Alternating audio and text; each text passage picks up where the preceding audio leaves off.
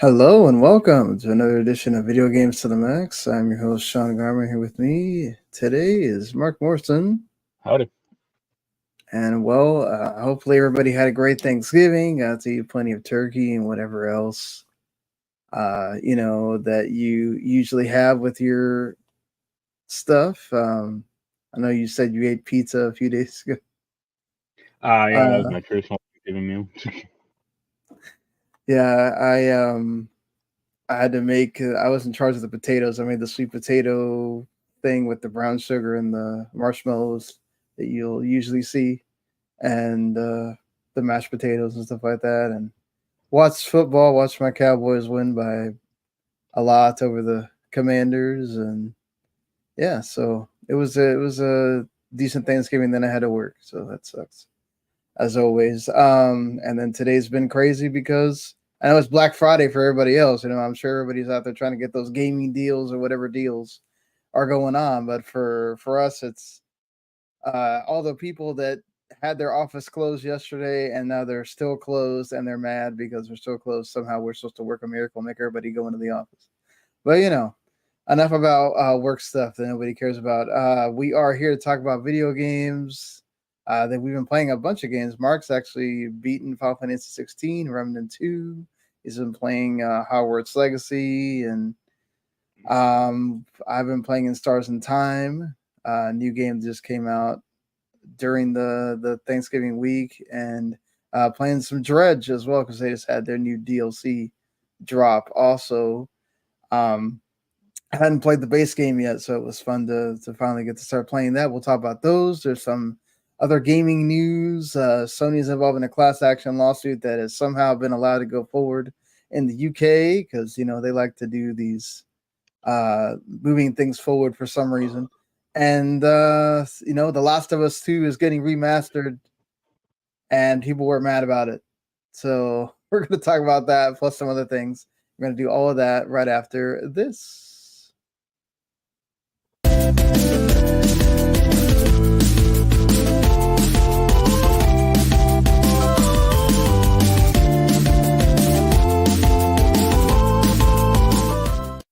You are listening to Video Games to the Max. And first of all, just letting y'all know my daughter's sleeping behind me. So if you see people getting up, they're all right. They're just, So yes, let's go ahead and get this housekeeping out of the way here. If you are, first time watching or listening, or it's your many a time watching and listening, we do appreciate you. Thank you so much. And you can, if it is your first time, you can keep doing that by going and subscribing to the W2 Network channel, where you get anytime we do a show, it is there for you. And if you do subscribe, you'll know that we do this show. Usually it's been on Fridays around the 12 to 12:30ish time frame. You can watch us live on Twitch, W2 Network, also on Facebook, W2 Network, or just watch on the YouTube channel there. And you can also watch on demand later, or you can listen with your ears. A lot of people still do that. I still do that while I'm working, listening to podcasts and things. And you can do that as well. Just search Video Games to the Max, and you can get us there. You'll also get, if you subscribe to the channel, the stuff with Ratchet Broadcasting. They do anything that has to do with movies, TV shows, even metal music. They just reviewed the new Hunger Games movie, so that review is up there if you want to get their thoughts on that. And they don't just review the movie; they also talk about like what the critics thought, like the early kind of impressions as far as money and all that stuff. So they go deep dive into those reviews. They don't just, it's not just a simple, okay, this is good and it's gone kind of thing. And then of course the Talk the Keiki guys do the same thing with the new anime.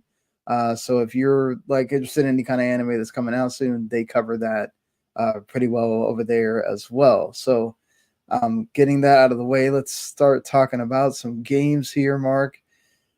I've been waiting a week. I've been seeing your posts on Twitter of, just blasting this game that I've enjoyed a lot, and you apparently have not enjoyed. I don't know. At least that's the impression that I'm getting from your time with Final Fantasy 16. You've beaten the game now. Yep. Uh, I didn't do everything, but I did okay, everything I'm going to. Let's say. you're going. That doesn't sound great. The what you're going to do. I guess Okay, there are like hidden summon fights or like hidden fights you can only do with like one school of magic that yeah. the game never really told me how to do, or like never even showed me, so I just ignored it completely until like I looked up a trophy guide and they're like, "Oh, there are these Oh, I non didn't even bother with that because I hardly ever use magic in the game because magic's like a well not gun. magic, but like So I can yeah, only yeah, use like the Phoenix, abilities for this fight or whatever." yeah. I didn't do those. That's Yeah, one of those. Yeah. so yeah, I beat it. It's terrible. The story is incredibly bad. Uh, Oh my lord. like the characters are kind of fine, but like Yeah. a lack of a bad guy is a problem in that game. Or they position that one king as a bad guy, and he's only introduced like 80% in the game. And they basically have these two like low rank villains, like Hugo and that other king. And it's like, wow, who cares? Like, The bad guy is Ultima, not yeah, but them they though. barely Like, introduce like Ultimate doesn't have like any agency. Like he's barely also in the game. Like, okay, okay, Ultimate's in it Ultima more, I shows up guess, a bunch of but times. yeah, all he does is like, I'll just say cryptic shit and then just kind of walk off, or Okay, that's fair. I'll uh, give you that. He I doesn't found really. I found the combat to be really bad in that game actually, and it's not like it's not broken or anything. Well, until you get the blazing ring, and then it becomes really broken.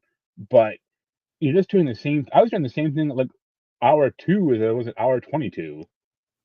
You know, whittle the stagger bar, use Garuda's grip thing when it's halfway down, then use the claws to get it all the way down, and then bust out all the special moves. Rinse and repeat. That's all I ever did in that damn game. You didn't change around the different to, No, to try out the different. Okay, well, because like the game, like yeah.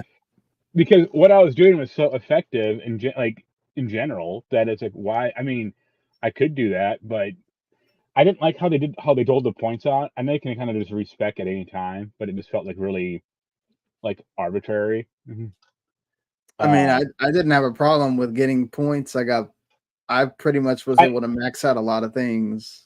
I I was kind of at the like very at the very end. I got that one accessory that gave you a little more points, but it only was like regular battles. I mean, I did a lot of stuff in that game. I did all the hunts. I did all the side missions. Like I spent time with it, so it's not Yeah, like I just kind of mainline the main quest and think it's right. dumb. Uh, Also, I thought that the summon fights were kind of bad. The funniest ones though are the two that like when you're traveling between like in the earth or like you're falling for thousands of miles in the planet. It's like what is going Oh, you on mean here? the Titan one where you're like Yeah, constantly falling? Yeah. I think the That- game opens up with that too. You're like fighting the Phoenix or something, and it's like holy Christ! Like this is like Fast and the Furious levels of reality right here. Where they that one, I think it's like Fast and Furious 6 when they're on a runway and the runway lasts 40 miles or something like that. Uh, yeah, anyone who thinks that game is like game of the year contender is high on dust. Okay. Well, Uh, I, I don't know about being high on dust. I thought it was a great game. I think I, it depends I on I actually think it's like severely. I mean, Final Fantasy 15 had like budget and story problems, but I think it's a much better package, even at like the base game. all right. I mean, I think it just depends on your Also, yeah. one thing that really did bug me is like after you complete a main story objective or like a main thing, it would like pop the map back up and say like, oh, you can only travel back to the home base. It's like, why even bother? Just teleport me back to the main base. Like every other location is crossed out. So Right. why making me like look at this dumbass map to force me to travel back to the home base. Just do it automatically. It's cool. Like the ninth time I saw that, I was like, "Oh god." And also, yeah, that badge system is the silliest thing ever. They should have had Clive wearing like a Girl Scout bandana, or like that sash with all the badges on it.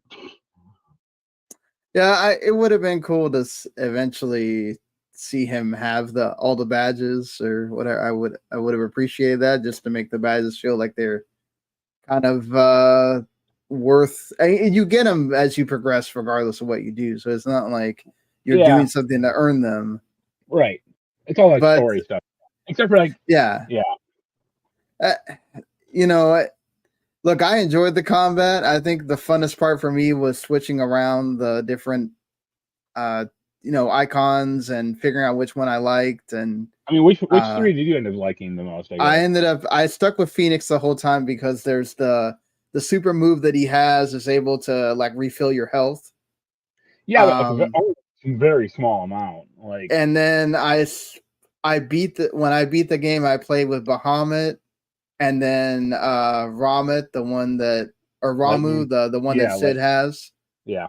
Those just do some like massive the Giga Flare one that Bahamut does massive damage, and then Ramu, when you max out his Judgment one, that does massive damage too. Yeah.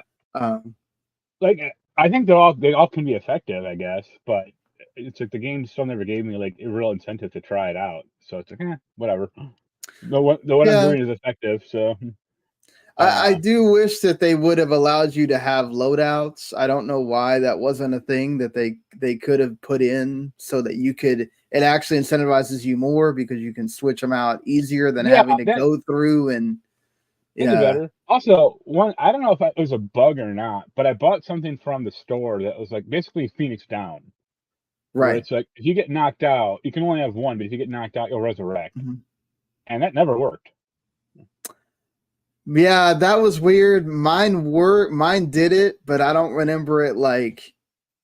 Because I died doing it automatically. I died like 5 or 6 times in like boss fights, or just not paying attention or whatever, and I always just died. And it's like, isn't this thing supposed to resurrect me? Like, kind of like the last chance thing. I remember mine came on, but I don't remember what I did for it to just work. Yeah, it does say it's automatic, but yeah. Like, what else? I can switch from that thing to Remnant 2. Yeah. Me and Jens finally beat it. We play games differently. Like, he was all about getting the stupid trophies, like obsessed with it. Yeah. And I'm all about seeing content. Like, I want to see something new. You know. Right. Okay. But we did most everything in that game. There's still some like events or side stuff we haven't seen yet. He bought the DLC, which is kind of cool. I haven't bought it yet. I eventually will. I was going to ask if you play the DLC or not. But here's the thing, though. I can still play the DLC with him. Oh, really? Okay. Yeah, they let me play. I can't. I got weapons and items and stuff. I can't use those yet, because it says like you need to unlock the DLC or whatever. But we rolled through that DLC all the way through. So, oh, wow. Good on them. Like, that's actually a very smart move. Because it also expands the base game, and now all the DLC stuff will start mixing in with the regular game. So that's a smart move, yeah. And yeah, it was a fun game. Yeah, that is cool. Right. That they do that, because most of the time they would have told you, "Oh, hey, you haven't bought the DLC yet." The only problem with that game really is like when you need a specific event to happen or a specific like level to show up and it doesn't, and you have to re-roll the goddamn world 15 times for it to show up, which we had to do a few times. Is that a bug, or it's just that's how it is? No, it's just random, like the dice roll or whatever. But okay, this one area we needed this terminus station level to pop up, and we re-rolled the world 17 times. Wow. And it's not like you can just immediately go to it. Like, you have to like see if it's even there, like spawn, and then hope, and then go like fight through the world. But it's like, oh man, this is tedious as hell. But yeah, good game overall. He likes it a lot more. So that's good. I played a little Armored Core 6 and Hogwarts Legacy. Okay, Which what do do you want you? to hear about? Well, I think we had Jens when the game first came out talking about Armored Core, or not Hogwarts. So, what's your thoughts on Armored Core 6?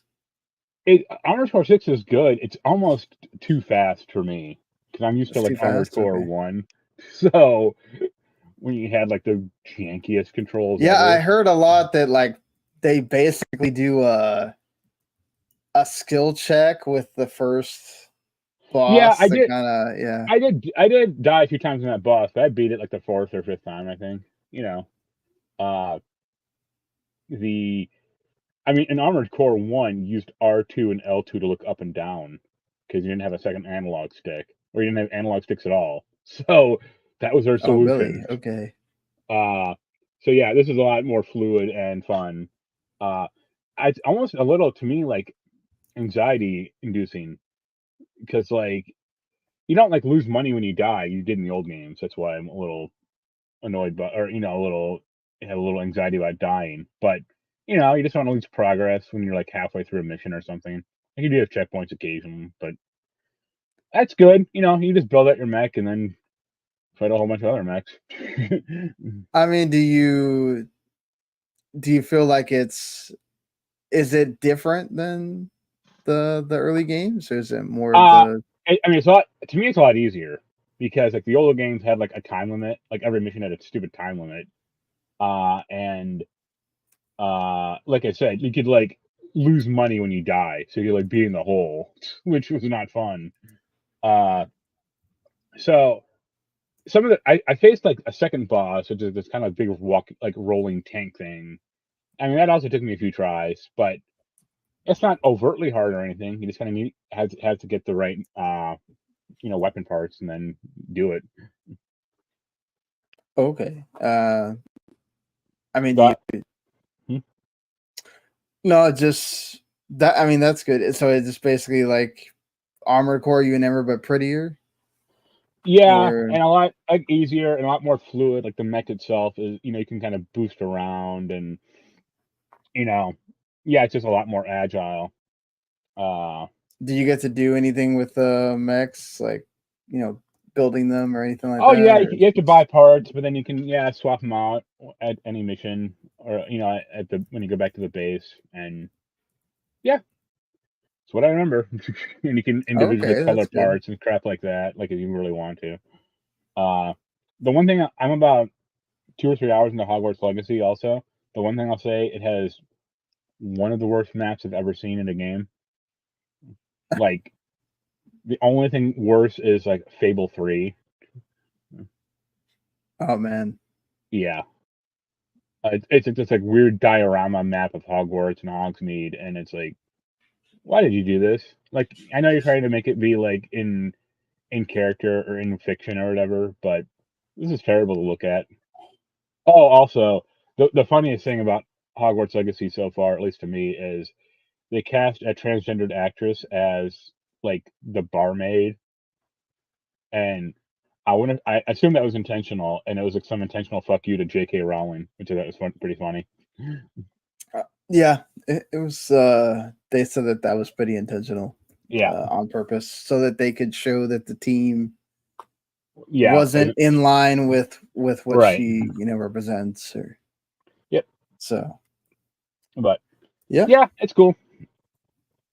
I mean, that's good. I mean, are you like enjoying it, or do you feel like it's another kind of No, open world I'll probably game? play that more than Armored Core, at least at the moment, because I just want a somewhat more relaxing game, at least for me.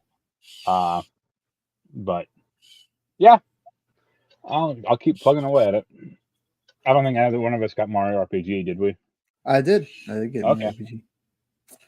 So I mean, I talked about my super early impressions with it with Randy last week. I have not played like that much more of it because I've been playing these other games, and those are review, and the Mario RPG is not.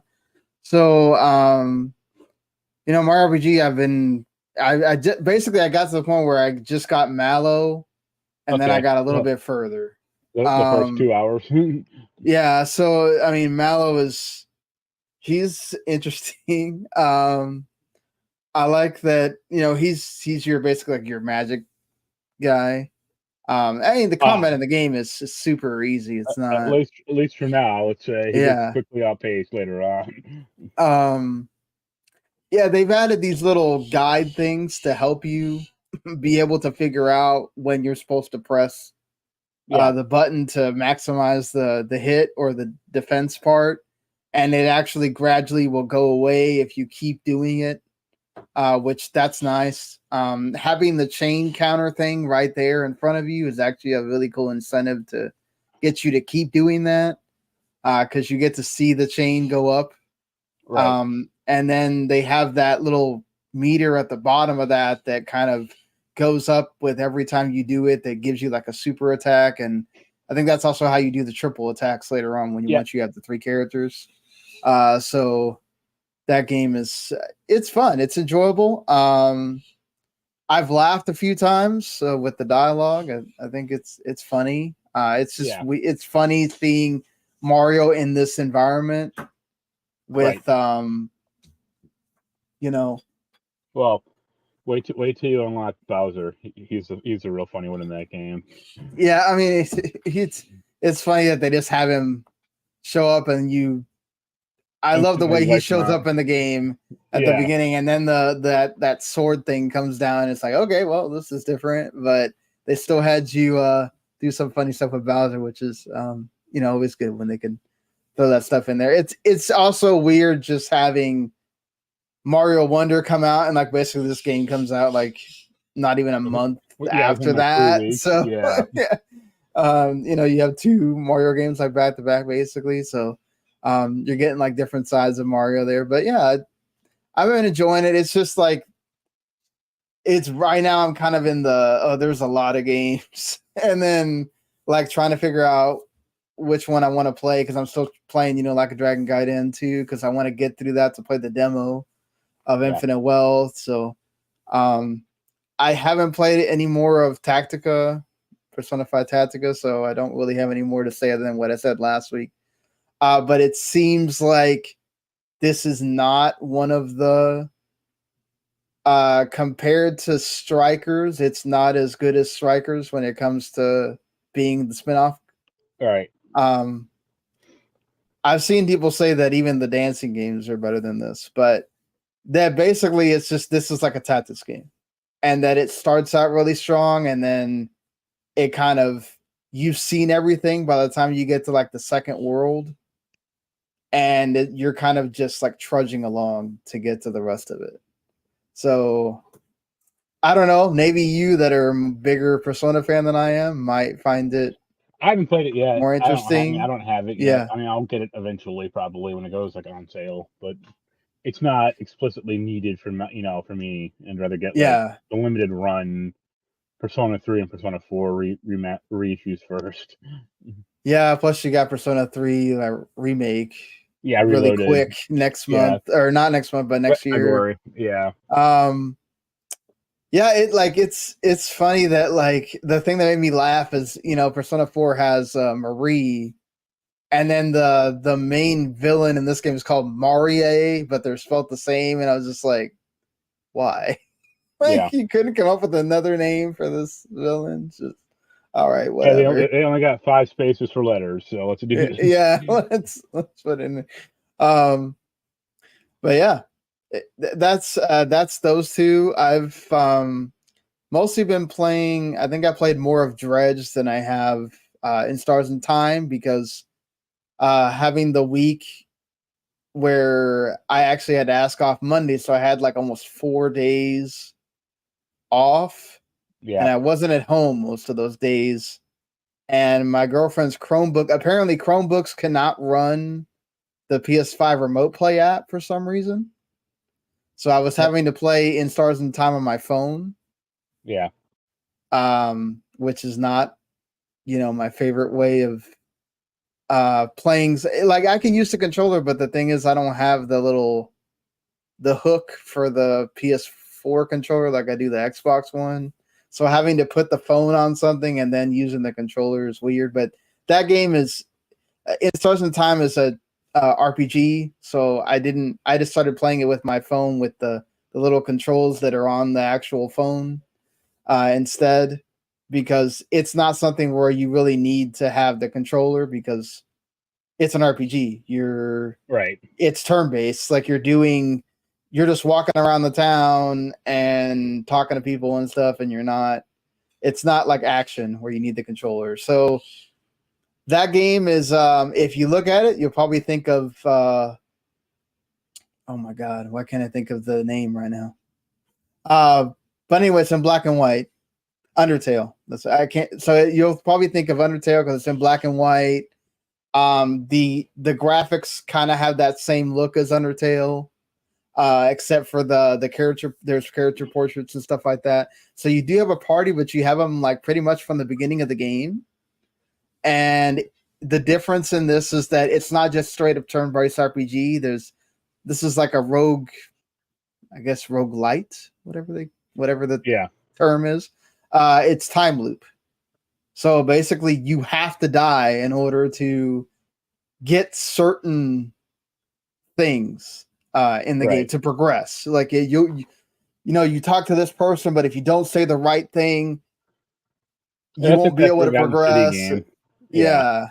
And like I haven't been able to get that far, but what I've heard is that apparently the characters in the story are what actually make this really good. Like why the reviews are really good for this. I did get a code from the PR team, so I'm trying to work my way through. I'm not very super familiar with time loop games, so this is kind of going to be my first like journey of really trying to go through this. So I'm trying to. Well, the important thing is that the game tells you or not whether you've picked a specific option. Yeah, basically. If it does, then it's fine. But if it doesn't, you have to keep all that crap in your head, or like start a journal or something. That's what I'm trying to figure out, if it's going to be one of those games or what. But I mean, I like the characters, the the dialogue between them that I've experienced already is pretty entertaining, and the art looks great. So there's a lot of, and I'm enjoying the music. There's a lot of good things about the game. Just time loop games like that sometimes work for everyone, sometimes they don't. So I'm just trying to kind of, hopefully next week I'll be able to have a lot more to say about the game, but I'm enjoying it so far. I think once I'm not sitting there, because there's a lot of like, because you have to go through the different options, there's a lot of text. They are very verbose, even between each other. And I'm just sometimes I'm like kind of like, all right, that's kind of enough. Like you told me the joke, then you kept talking, and I'm just like, okay, I want to go to the next, because you find out pretty quick that this is not the person I need to talk to. So then I'm like, oh my God, I have to go through their entire dialogue thing to be able to get them to shut up so I can go to the next person.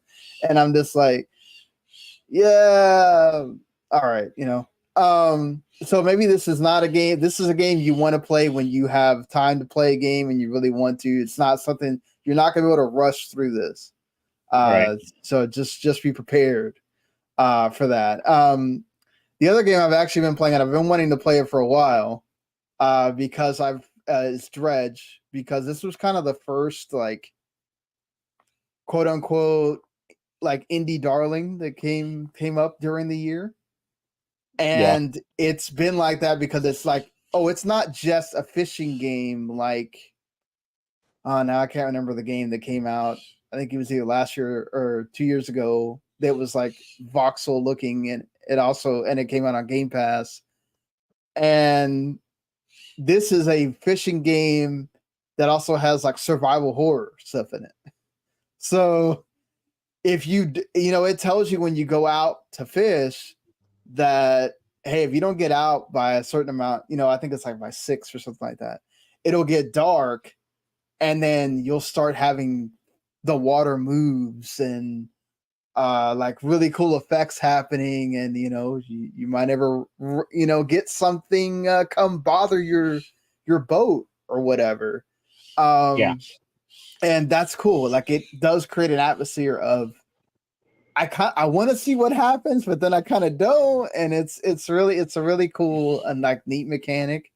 Um, and and it does have the survival horror like item management as well. So there's only so many fish that you can collect at a certain amount of time, and then it'll fit in your little item thing, and then you go on and try to sell the fish, and you got to pay back debt for this boat that they give you at the beginning. So some of the money that you get obviously from selling fish is um different, and then you have to like upgrade your boat and upgrade the fishing rod and upgrade the engine in the boat and all that stuff. So like there's a lot to the game as well. It's not just like going out fishing, experiencing stories. It's like there's different things that you have to do while figuring out, okay, is this the time that I want to stay out after the time that it tells me or not? And then obviously I'm sure there's gonna be times where to complete the story you have to stay out and experience some of the stuff. So they did just have a DLC come out as well that's like $5. Yeah. So if you like the game, which I think the base game is like 20 or 25, and the press engine people were nice enough to send me a base game code because they sent an email out saying like, hey, there's DLC, and then I'm just like, well, I can't play the DLC without the game. Yeah. So they're like, okay, here. And then they sent me I kept getting an error on my Switch, and I didn't figure out until after they'd already sent me the email that it was like, oh, they sent me a code for the wrong region. So I Yeah. was like, oh, I could have just made an EU region account on my Switch, but they'd already sent me the US code. So I was like, okay, whatever. But yeah, it's a game that I've been enjoying. Normally with fishing games, I don't play like fishing games. I'll play the fishing game that's inside of another game. So this one I've been kind of interested in, and I've been liking it so far. I like a lot of the things that are in this game, and the look of the characters is pretty cool as well. The art's really cool. The music's kind of haunting as well. So yeah, they've done a great job with this. I think it does deserve to be so far. It's looking like it certainly deserves its nomination for the best indie and all that stuff. I guess really quick before we move on to the news that's been happening this week, since you weren't on last week, do you have any thoughts on the Game Awards stuff? It's fine. I don't know. I haven't played it. I guess I maybe wouldn't put Mario Wonder on there, but I don't really know what else you'd put on there instead. So I guess it's okay. I mean, of the two games I played for like the top game of the year award, uh, I wouldn't pick either of them. So no, I might say Resident Evil 4, I guess. Yeah. Do you have? I forgot to ask Randy this question last week, but we talked about it off show, and he said that if you want to make a remake remaster category, I guess that's okay. But I don't feel like if you have a great remake that something like Resident Evil 4 or Final Fantasy 7 remake that stand above other remakes, I don't think you Well, should say that they can't be game of the year. Yeah, it's a difference between remake and remaster. So Right. I would look at a remake as a whole new game, for good or for bad. Sometimes they mess it up, sometimes really knock it out of the park. So Right. and the But I problem mean, what do you say about like, oh, well, there's been so many great games this year. This has been an amazing year for new games. Why are you putting a remake on there? because that was Like, also an amazing game that did some new stuff in it. So yeah. there you go. And if you don't like it, Yeah. oh well, like I agree with you on that too. I think that look, a lot of people were talking about Resident Evil 4 remake. It had great scores. I mean, People yeah, that loved metric it. metric, Yeah. you could like say basically none of these games would fit because Spider-Man 2, it's Spider-Man 1. Baldur's Gate 3 is basically a bigger version of Divinity Original Sin. Tears of the Kingdom is more Breath of the Wild shit.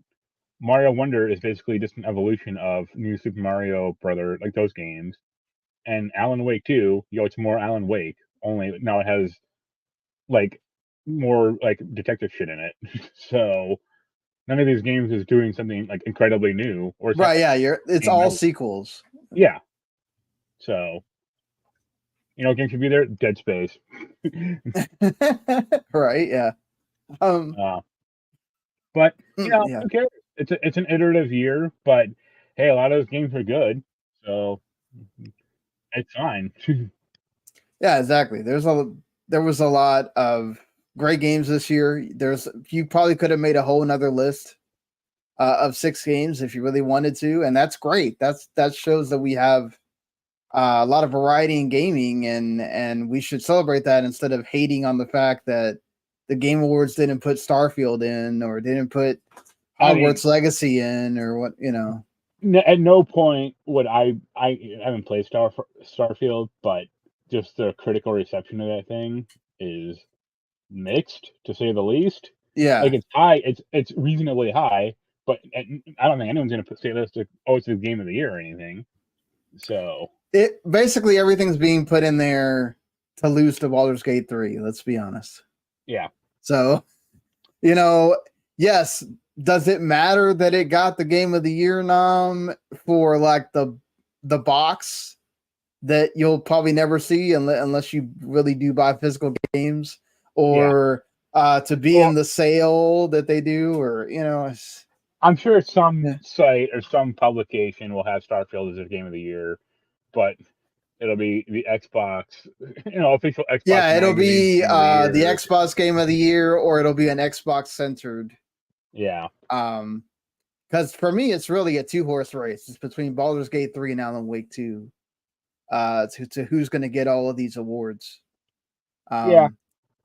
I think even Zelda is going to get snubbed because even though there are things about Tears of the Kingdom that iterate over Breath of the Wild, Breath of the Wild got so much love the first time. I guess I like Tears of the Kingdom a lot more than Breath of the Wild. I didn't finish it. I got snagged by like hospital visits and stuff like that, but I was enjoying my time a lot more with Tears of the Kingdom, but I could clearly see like they're using the same damn map as Breath of the Wild. So right, exactly, yeah. It's like, come on, guys. Yeah. So I mean, we'll see what ends up happening on December 7th, but we'll probably guarantee that it's gonna be Baldur's Gate 3. The only list that probably won't make it or has Baldur's Gate 3 would be like our list, because I don't think any of us have ever played it. Yeah, I mean, we'll see if that would be like the qualifier of like our game of the year. If asterisk, no one has played Baldur's Gate 3. I definitely think that the reason why Baldur's Gate 3 is getting an announcement at the Game Awards for an Xbox release date is because it's going to be on Game Pass. Because why the hell would you not just announce it? Yeah. And probably even it's out right now. So if that happens, then I'll probably play it before we get to January and do it, and then it could be on the list. But if it's still like $50, probably won't. So, because I know it's not a game that's like usually I'm not big on Dungeons and Dragons or Dice Roll or I can guarantee you won't like it. Also, yeah. But it's different when I can just play it with Game Pass or something I already play and not spend the $50 for something I know I probably won't like. So yeah, money's tight. That's a gift I could give someone instead of. So anyway, let's move along to talking about the news from this week. I guess let's go ahead and start with it was made less annoying very quickly, but a lot of hoopla about Last of Us Part 2 getting a remaster. Yeah. And, this game hasn't been out that long. So obviously, just to give the 4-in-1, if you have the game on PS4, you can pay $10 and get the upgrade. It does have new stuff in it. A roguelike mode, and also it's going to have where you can play as like different unlockable characters that have never been playable before in the Last of Us franchise. it's going to go up to 4K. If you do fidelity, it's going to go up to like 1440p, upscale to 4K if you do the performance mode. Other little quality of life things that you're used to when you look at the PS5, but it's still it's a PS4 game that hasn't been out very long. Yeah, I mean, What do you think about this? It came out Like, in just I don't know. It's a little too soon, but also, they want money, so let's yeah. see. Well, it's not just money; it's also they're trying to capitalize on season 2 of Right. the HBO But I mean, they're show. still a ways Right. off. Like, Yeah, and this is coming pretty quickly, January 19th of next year. yeah, I mean, So, Last of Us Part 2 and the PlayStation 5 released in the same year. Last of Us Part 2 was like January 2020, and PS5 was like November. So, right. I guess I don't have a problem with it technically because it's a $10 upgrade fee, which is fine. My problem is just kind of like, people have been wanting Bloodborne for years, a Bloodborne remaster, and Sony has continued to say fuck off with that. And I just feel like there are other games that they could have chosen. I mean, But I wonder if the Bloodborne is not just Sony; it's FromSoft as well, right? FromSoft has to have the sure, but like time. they don't. No, they don't. You can look at Dark Souls, or I mean, sorry, Demon Souls. Like, you just give it to that studio again. And go, here you go, make it better. Right. We don't know. Do we know what Blue Point's working on now, or they still haven't announced that? They haven't announced it yet. Yeah, but like, I feel like if it was a Bloodborne remaster, they would say something by now. Yeah. So it's probably not that. And like, that's the thing. It's like, okay, you don't want to just give this to any studio because Bloodborne is so beloved. You mess that up, you're gonna lose a lot of fans. So I think definitely you got to make sure and do that right. And I agree with you that there are probably other games they could be working on. The graphical upgrades, those don't look amazing, but also I'm looking at a picture. I'm not looking at the game from I'm playing it on my PS5, so I don't know. But I think definitely it's not a big deal now that they've added the $10 upgrade. You are getting some new things. So it's not like it's just, oh, hey, better graphics, and there you go. There are some things for people that do upgrade. I think if we had been talking about, oh, you're paying $60 or $70 for this, right? then that's definitely really bad because we're talking about a game that just hasn't been out that long. Right.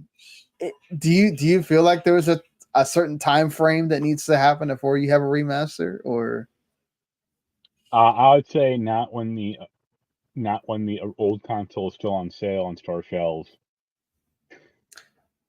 I think that's a good look at that. I think with Last of Us Part 1, it was kind of okay because all right, you have this this show on HBO. You want people to experience the best possible version of that game.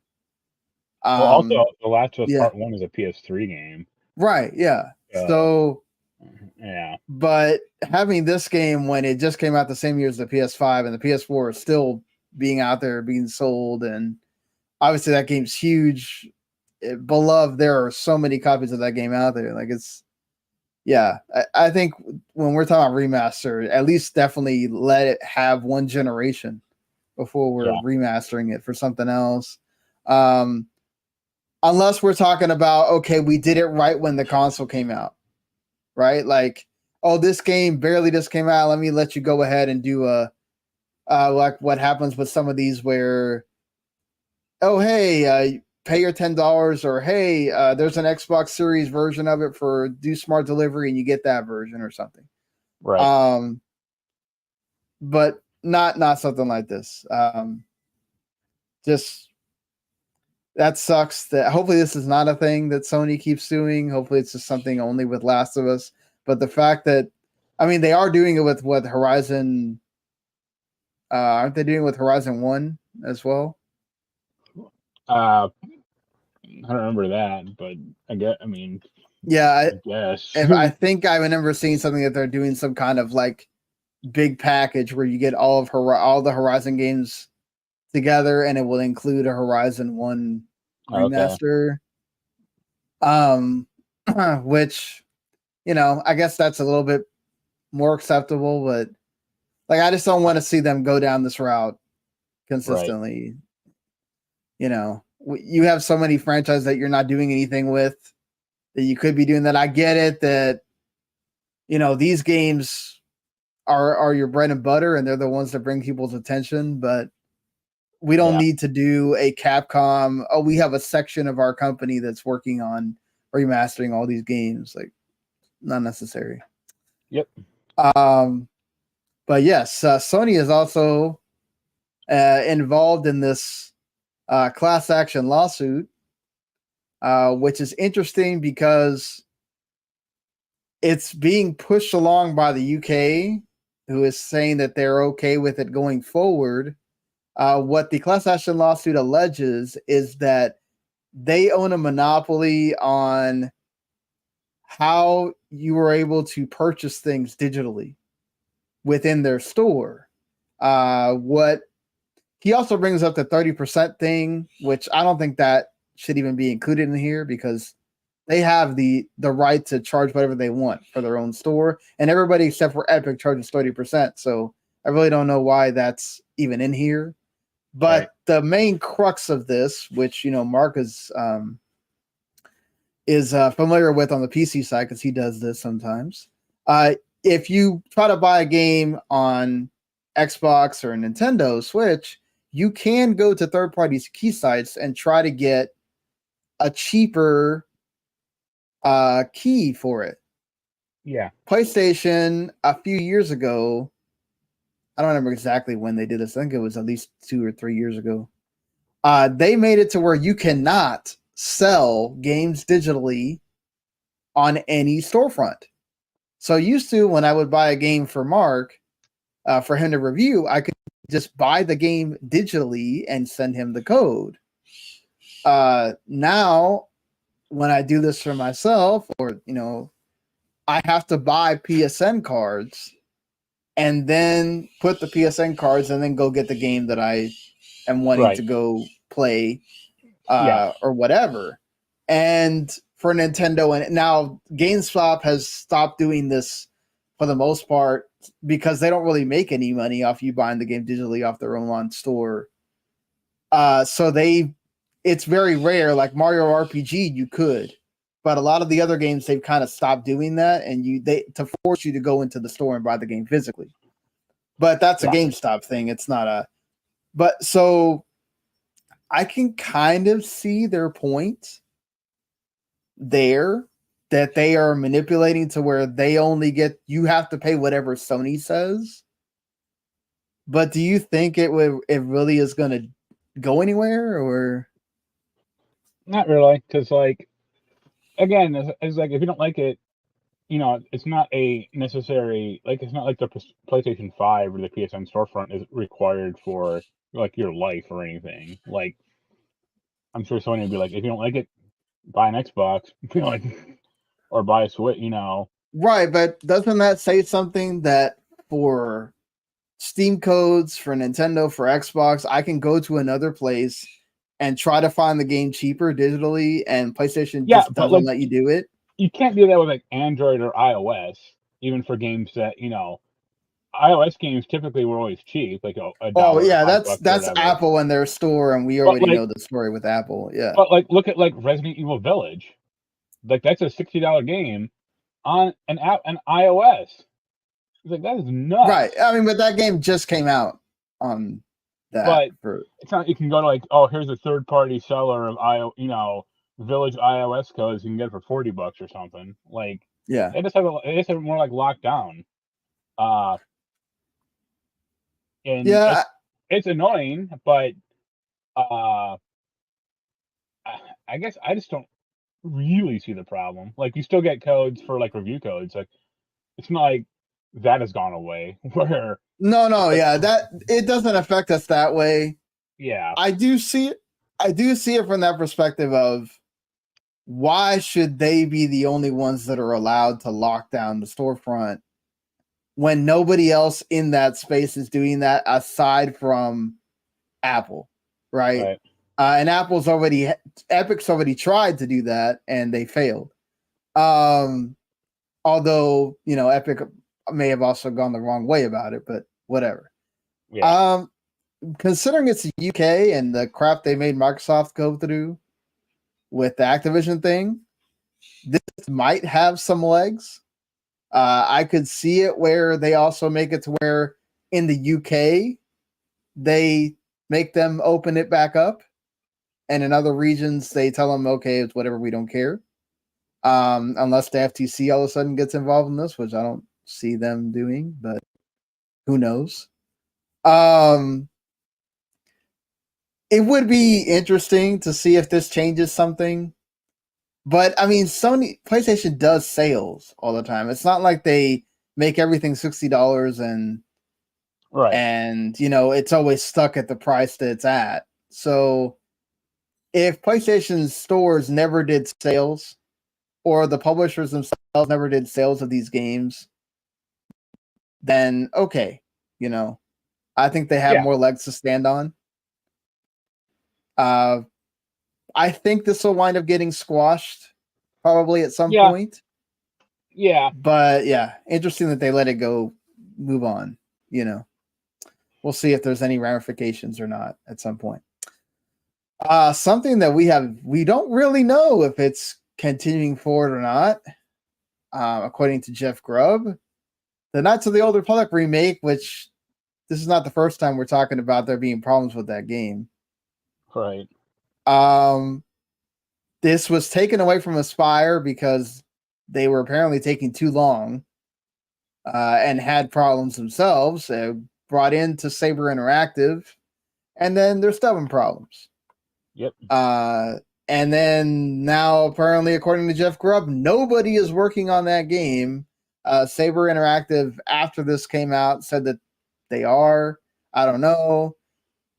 Now, apparently, Sony wants nothing to do with it now. They have exclusivity rights for console, and then I think, and then they also had like marketing rights. Yeah. I don't know if that's going to make it to where they just don't do any more marketing for that game or what, but this is just another case. I mean, it's an example of like Sony announced it way too early. Right. Like they showed like the CGI trailer and it's like, what about the gameplay? Or, like that's the important part of this remake, right? Like they announced it like when 10% of the game is finished. And it's like, you should announce this when it's like 70% done or, Yeah, exactly. I mean, Microsoft is obviously guilty of that as well. So, it's a shame. I don't know. I don't think like the way that game plays, I don't think it would play today. Like, I don't think modern audiences would like it. I think like boomers or, Gen Xers would be like, oh, this is like how I used to play back in the, in 2003. But I didn't like the way the game played originally. That's why I never played. Okay, yeah. Again, yeah, that's why I don't think Baldur's Gate 3 will be good for you. So I beat that game a few times, and I think I beat Baldur or KOTOR 2. I thought it was fine, but it's extremely antiquated by today's standards. So right, there's a lot they'd have to update. Yeah, I mean, they basically have to make it like an action game or not an art or like a real time RPG. Which is not what that game actually was. Yeah, it will be interesting to see if this game comes out, if it's still being actually worked on, and what are they going to do with it? It's an interesting thought to remake. I really wish that Disney would do something with that time period in Star Wars also. Yeah, make it not have it be in the same 80-year period as all of Star Wars, all the rest of Star Wars. Just like so that we can experience that outside of just that game. Yeah, and maybe doing that would also kind of revive people caring about that, and then you could maybe get a bigger studio working on that game instead of. I get it why you gave it to Aspire. They've done other Star Wars remasters or whatever, but this is a whole different thing for them. This is an entire from the ground up remake. Right. Not everybody can do those. Yeah. And yeah, they should give it to Capcom. Hey, why not? Or I mean, maybe EA or Ubisoft could do it. I don't, but yeah, this is one of those things where sometimes announcing a game too early, this is what you get. Nintendo's also gone through that with Metro Prime 4. We have really no idea what's going on with that either. They've been absolutely mute on that game after they said it was going back to retro or whatever. So we'll see what comes out first, Metro Prime 4, the Switch 2 at this point. But yeah, that's interesting that now Sony wants like nothing to do with that game if Jeff Grubb is correct. So that's how bad things have gotten for that. That the company that announced it at their state of play or whatever wants nothing to do with that. Yep. Speaking of things that apparently don't have as much promise, Nintendo Switch 2's DLSS apparently is not going to include.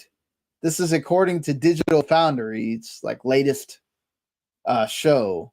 Richard Ledbetter said that it's not going to include the DLA part of the DLSS. This is the deep learning accelerator, which makes it to where the DLSS can work as good as it does, right? It's apparently not going to be as good as they thought it was going to be. So it may not be able to go to 4K on your TV. It may go up to 1440p. And who knows what amalgamation of that it's going to be able to do on the actual Switch itself, maybe 1080p at the most. We still don't even know really if that's still going to be an exact Switch 2 or not. But does this kind of, for me, it doesn't. I play my games portably. I play my Switch portably most of the time anyway, so I don't care. But for you, that's more of a TV gamer. Does this matter to you? It doesn't matter to me either because I don't have a 4K TV and I'm not obsessed with graphical fidelity like that, unlike Digital Foundry, obviously.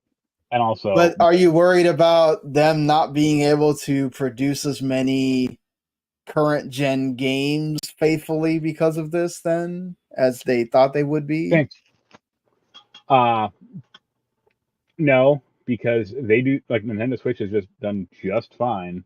Like they're more about art style and stuff like that than pushing polygons as hard as possible. So right, I don't think the Switch. I mean, even if the Switch 2 had this feature, I don't think they'd still care about 4K the way that tech nerds or graphics whores care about it.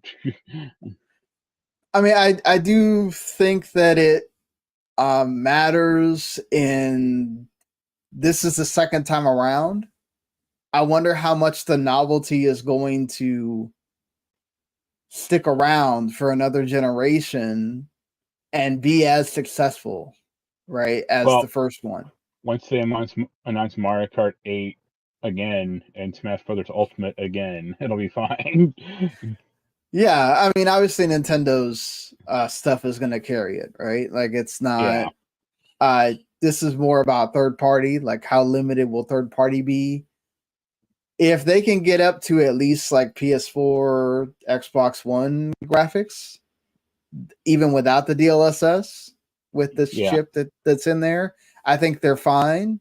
If the DLSS was going to allow them to be able to do maybe like Xbox Series S kind of stuff, then that's a plus, obviously, because there's a lot of games that maybe wouldn't run on Switch. And look, listen, it doesn't matter how much we progress. That cloud stuff is not going to be that much better in a year or two or whatever. Still making cloud-only games for the Switch it's not great. I think Nintendo has figured that out as well. We're not really seeing these announcements like we were at one point where it felt like we were getting like, oh, we're getting all these big games, but they're going to be on the cloud. Now it's like Nintendo's just like, you know what? Maybe we just don't Right. need to have that game on the Switch. Obviously, there's still the Switch uptick, right? Because Hogwarts Legacy is number 1 again in the sales charts after coming out on Switch a week and a half ago. So there's still a ton of Switch only owners that are buying games. And that's the thing. If you can do that still for the most part, I think it's fine. I think if it does a big effect on how the games look and run, then that's where it's a problem. But we'll see. We still don't. There's still a lot about the Switch we don't know. We're still just hypothesizing here, and this is exactly what Richard Ledbetter is doing as well. And yeah, he has more of the tech know-how, but we'll see exactly whether that ends up having the DLA or not in there. Apparently, the DLA not having the DLA makes it to where it's a cheaper chip to produce. So, and we know how Nintendo is about trying to save money in that way. So, we'll see what ends up happening there. Yeah. Also, Rockstar, one of their former devs came out on like a blog and started talking about some games that he worked on, some of them which never released, including Bully 2 and DLC for Well, he didn't talk about these. I'm sorry. This is a data mine. Yeah, he was talking about stuff. Like GTA 3, GTA 1 and 2. And then that game Agent that never came out as well. Yeah. That was supposed to be kind of more like a linear game with some GTA stuff in it, more like I guess like a detective game, I guess. And it was set in the 70s Cold War era.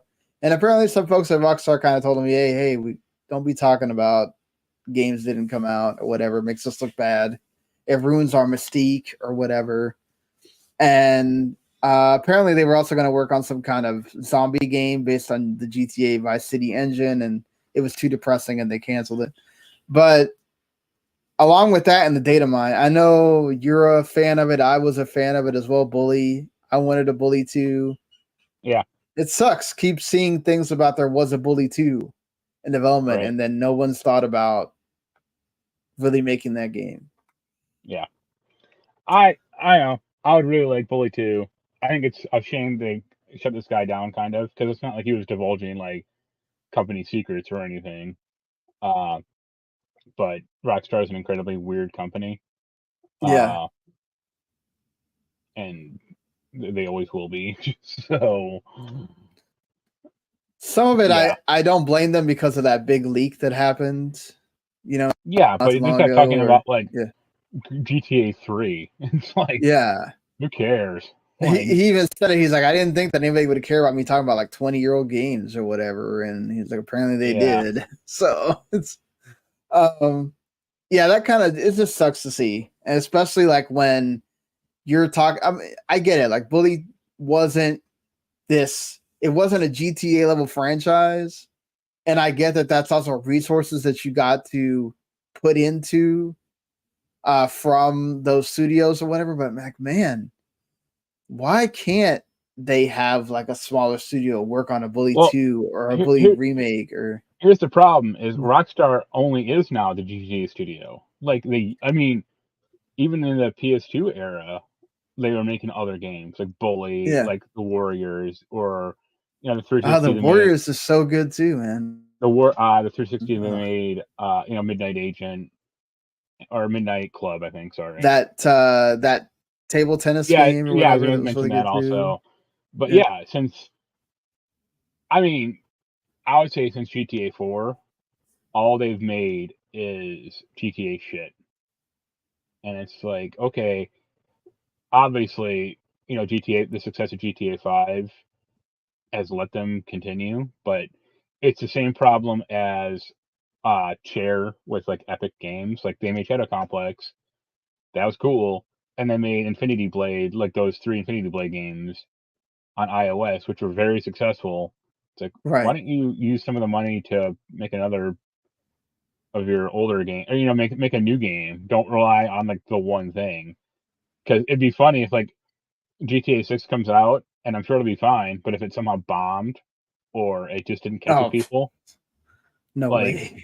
Yeah, I know that, but I mean, Just imagine the world. It's like, okay, what do we have? Yeah. What do you have to like fall back on? You know? Dude, if that were to bomb, like, can you imagine the shockwaves that would send through the industry of like, oh my god, the world's on fire, like, Yeah. like, But it's the same thing with like, I kind of lament about like Square and Final Fantasy. Like, they put a lot of their eggs in Final Fantasy's basket, and it's like, right. well, I don't like this new one, but okay, I mean, discounting me, like, what if the new one bombed? And I don't think it did that well. Or I mean, they I still mean, lost a it bunch of sold well money. enough. It didn't sell. Yeah. But I mean, you can't compare it to Final Fantasy VII because number one, that was during the pandemic. Number two, No, I that's a just meant, known, yeah, I just mean like like putting. I don't mean like just comparing games to each other. I meant like the franchise, or just like yeah. where all their investment is. Like, okay, they invest 80% of their shit in Final Fantasy, but if one or several of these games doesn't hit the standards it needs to, then the company is gonna start looking bad, or like start going like, what do we got left? Yeah. I mean, to be fair to Square, they do come out with a lot of games. I mean, Yeah, almost, but most of their stuff is, if not directly Final Fantasy adjacent. yeah, a lot of the stuff is Final Fantasy. They came out with what, like at least three Probably. I mean, Crisis Core, Theater Rhythm 16, Yeah. 7 Remake is coming in the fiscal year as well. Rebirth, sorry. Yeah, like, and then we still don't know if there's actually a Final Fantasy 9 remake happening or not. Whatever. Yes, a lot of their stuff is between Dragon Quest and Final Fantasy. It's all there. That's their two biggest franchises. I agree with you there. Yeah, could they use that to some of the other stuff that's kind of plus 14 with the expansion. Right. But yeah, I mean, I don't get mad so much at Square Enix because they had a new Star Ocean game that came out. The show was a remake, but that's actually good. And Yeah. Octopath Traveler 2 should be game of the year for RPG, and apparently they decided Lies of P is an RPG. Which that's wrong, but whatever. And they have had some good, but like I think Rockstar is a different thing in that it's almost like Sony. Like, I think when you finally have one of those big third person action and narrative games not hit the way that they normally do, I think that's when they're going to wake up and go, oh, we need to start making different kinds of games here. Not they are, but they're also going into the live service thing, which apparently they've already started going backwards on. It's funny that like they can really, but also they're given the time to make GTA 6 great. Right. So it sucks for us that do remember when Rockstar made other games. Right. Yeah. And it would be awesome if there was a Bully 2, or they could portion off another part of that. I mean, they had the money. They had the money to make a separate studio or section off part of the studio and say, you guys can work on this or you guys can work on that. They don't want to, right? It sucks that they're like between just Red Dead and GTA. I forgot to mention that they are still doing Red Dead stuff, but it's like, man, I know that you got to make money, and that's the thing that sucks, right? Is like we've seen so many new IP this year not do great, right? And that's what thing that sucks. Like what I just talked about last week, 505, the people that run 505 mentioned that they have to start only focusing on known franchises because they made too much new IP and gaming dropped from the pandemic levels, and they can't afford to employ all these people because it's not making the money that they need. And it's only the state of the industry right now is only reinforcing for Rockstar to do what they're doing, and that it sucks. It sucks to see. Right. Speaking of known things, though, and speaking of games we would love to see, Imagine if there was ever a Simpsons Hit and Run 2, Mark. How great that could have been. I don't know. I played Hit and Run back in the day. I think that people have a lot of like rose-tinted goggles about that game. Like, I think it's also more because that was like only one of the few really good Simpsons games.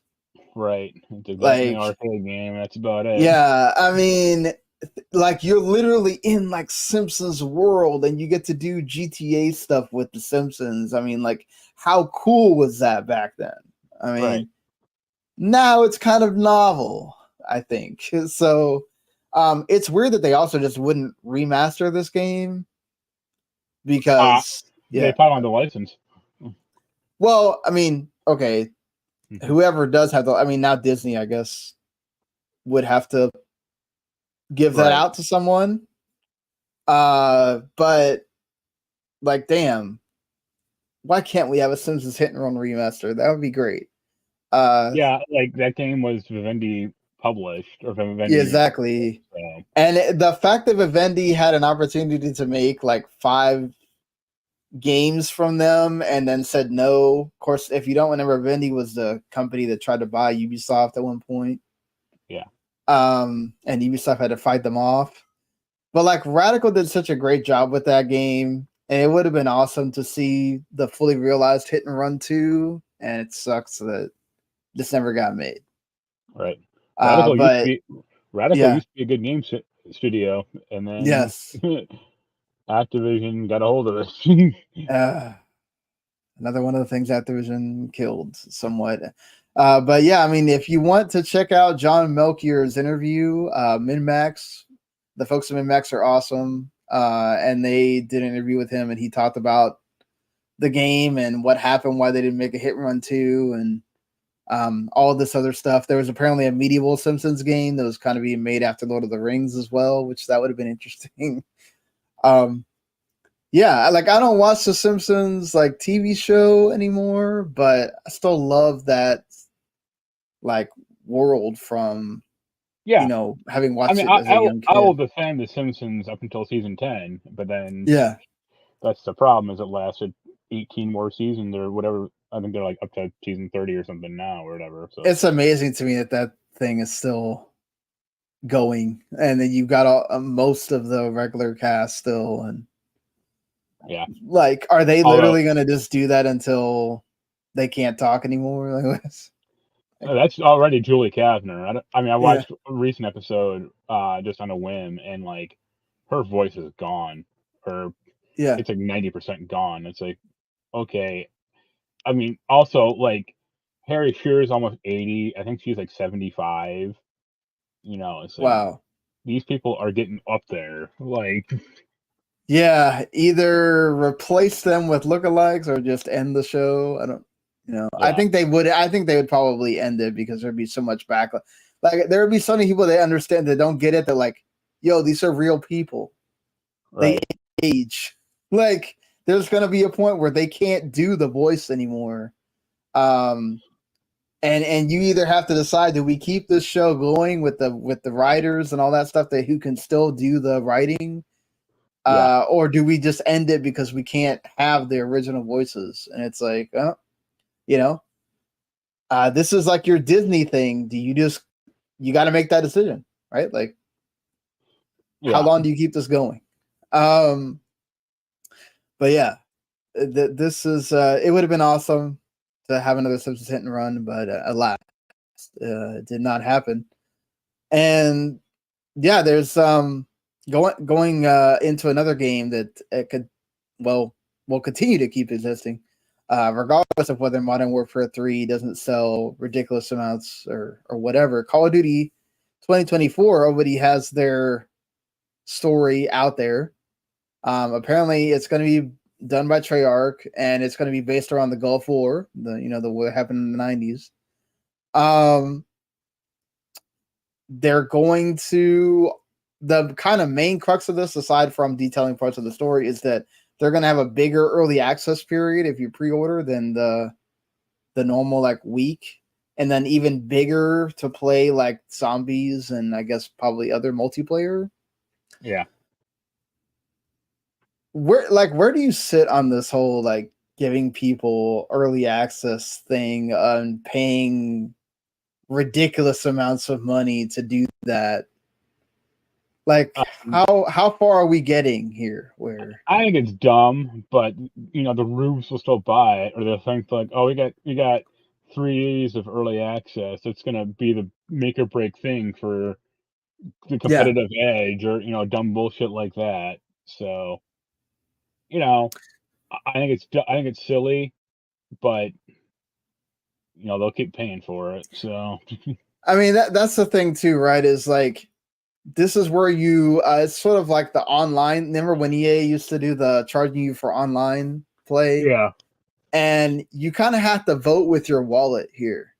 If right, you keep every time EA does a 3-day access for the next sports game, or we saw this with Xbox gets to do this now, where they charge a bunch of money, and even you get a discount if you have Game Pass to play Starfield early. And a lot of people bought that to the point where Starfield was the #1 game for that month. yeah. So apparently getting early access to stuff is a big deal for gamers, right? World of Warcraft is doing it, that also. Like the new yeah. expansion, the expensive version, you get like 3 days early access, and it's like, Yeah, they did that with Diablo as well, yeah, right? Diablo 4. So that's the new moneymaker, and that's the thing is, okay, how much bigger can we keep making it, and how much more can we keep charging? Right? Like, oh, you get 3 weeks, you pay this much. 1 week you get this much. play the game 6 months before it comes out, and you just got to pay Yeah, us right. $10,000. You're gonna get actual real early access to the game. We're gonna be doing like Steam, where we're updating it while Yeah, you play.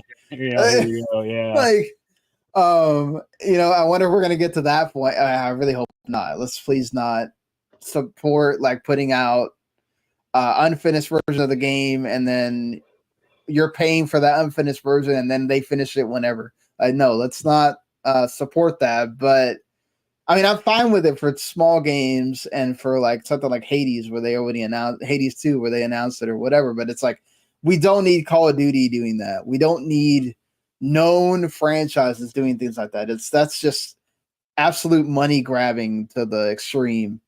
yeah, But definitely, I think this is what they're trying to do. They're trying to set a precedent of, oh, how about we give them zombies like 2 or 3 weeks before?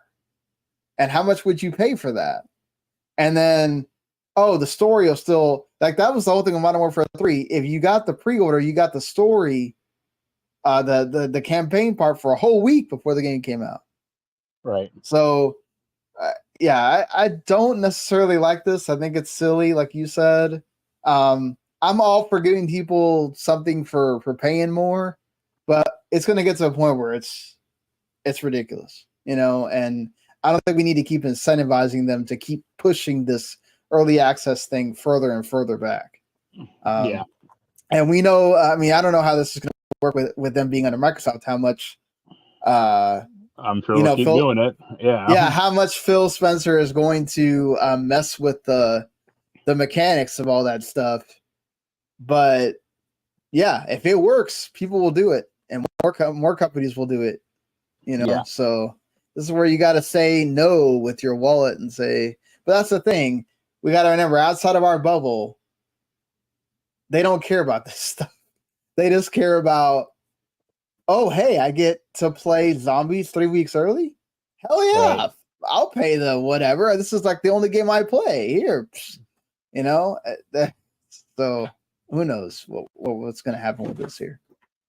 But yeah, I think we have anything. Also, just want to mention, just because of we talked about the Unity thing a bunch of times.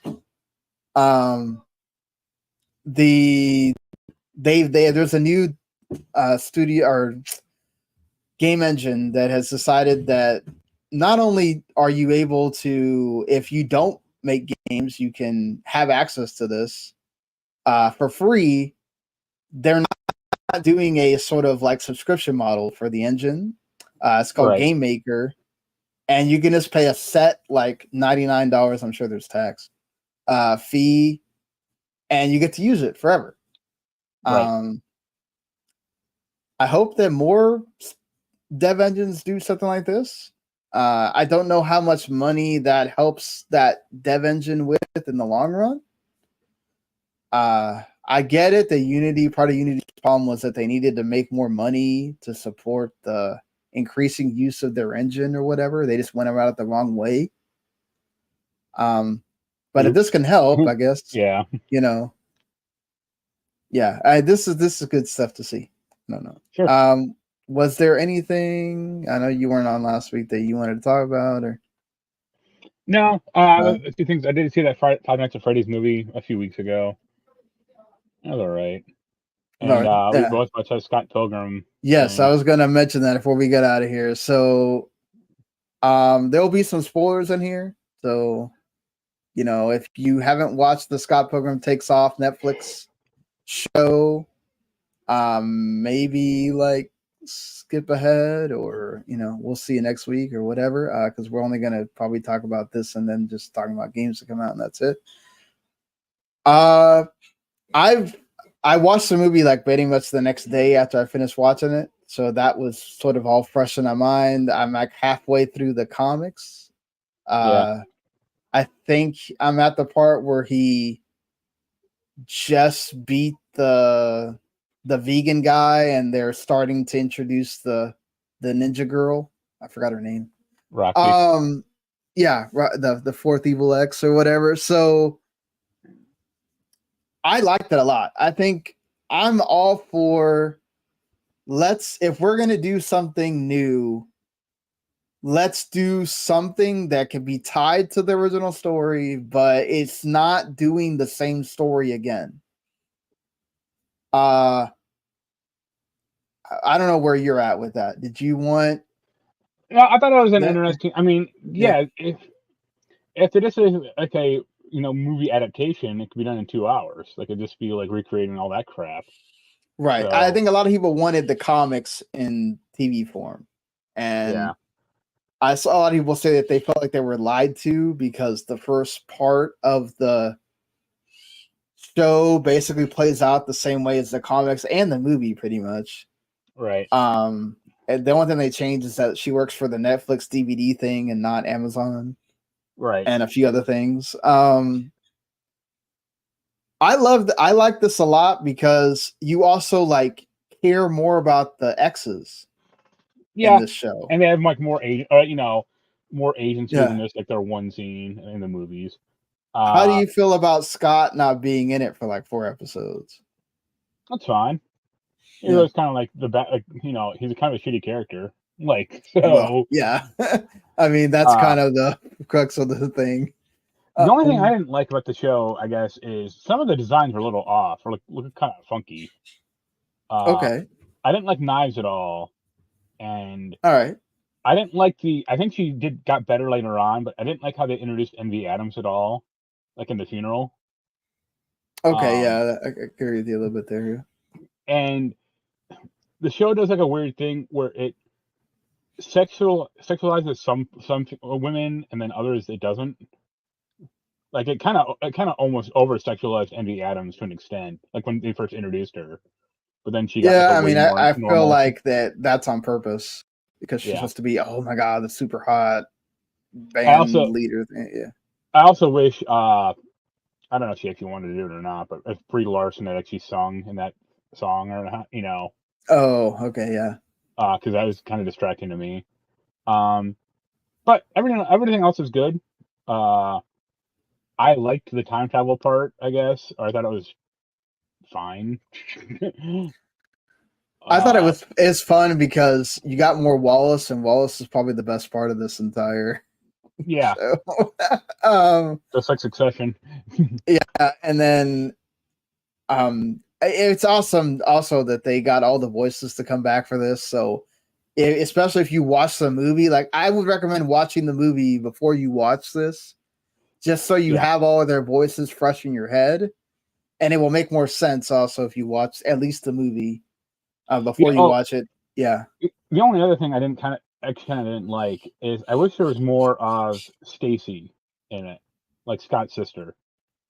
Like she's okay, yeah. barely a part of this at all. But she's always sort of a side character in all of the Yeah, but it would have media been, for it this. would have been Yeah, actually interesting to see it from oh, he's dead. If she was actually sad, she barely showed yeah. any emotion at all. And But did you have a problem with it kind of going from, because there's a lot of people that were upset, they're like, oh, they should have just called us the Ramona Flowers show. no, And well, we know who the bad guy is, so the Scott Pilgrim name makes sense. So yeah, exactly. It's like it is still a Scott Pilgrim show. Like there's two twists in it that make it way different, and I think that's good. Like this is the original writer right. doing his work from a different angle. If he's just doing the same work again but on Netflix and animated, I don't think that's as enjoyable for him. I mean, that'd be like people complaining oh, the Teenage Mutant Ninja Turtles movies are all different, or they each feature varying levels of origin stories or characterization, stuff like that. It's Yeah. the same basic premise is there. It's cool if they want to experiment a little. Yeah, you still get the basic premise of the whole Scott and Ramona to an extent are not great people.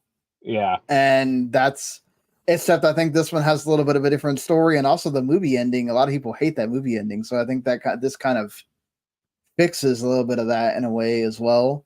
And they can do a season 2 off of this too. It's not done. If they want to keep going with it, they can. I don't know if they're going to get all of the voices back or whatever, but yeah, that's the interesting part too. Is this is Netflix? It's either one of two things are going to happen. They're going to get a renewal, or they're going to just say, okay, it's over. We don't want to spend all the money that it takes to get all these people involved again. But yeah, I think as far as like having an adaptation that you can put along with everything else, it fits right there, and it's like a nice progression. Like if you read the comics or the books, and then you watch the movie, then you watch this, it's like, okay, you kind of got everything there. So I enjoyed it. I think it's 8 episodes too. It doesn't overstay its welcome. And they're kind of short episodes. Also. Like if you just skip the theme song and the it's like an anime. Like, okay, it's not really 30 minutes, it's like 24 or something like that. So yeah. It'd be interesting to see what everybody else thinks. I'm sure the Radlich folks will do some kind of review on it at some point here, so you'll get a more kind of in-depth review on everything. But yeah, it was a good show. Yep.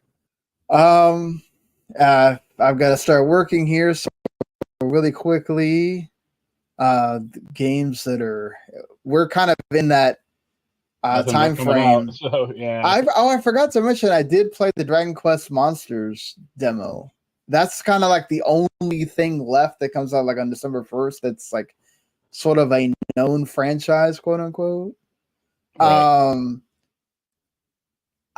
I have realized something about myself that I think I'm kind of like over Pokemon or like that mechanic in games. You finally became an adult.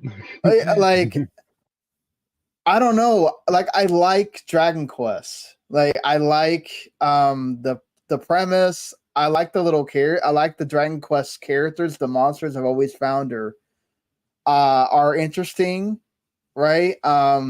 It's just the whole act of doing pretty much the same thing as you do in Pokemon, where it's like, oh, a turn-based combat, and there's weaknesses, and except for this game, it feels like the game's even easier than Pokemon.